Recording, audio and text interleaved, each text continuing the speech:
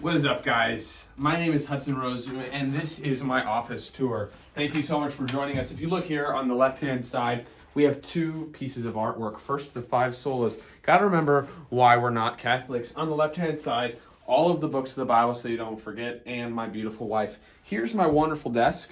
You'll see we put the laptop here. We've got the secondary screen, keyboards, mouse, books that I use often. That's boring, though. Over here on the right-hand side of the room, we do have knowledge.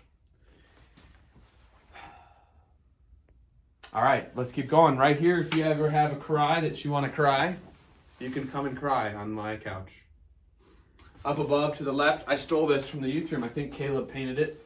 That's about it. And on here, the left side of the office, the back side of it, we've just got the Rumbo Jambo alternate shop.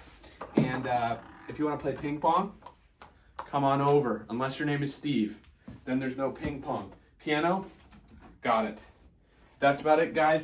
Thanks so much for watching. If you haven't already, please like and subscribe and turn on that notification bell so you don't miss out.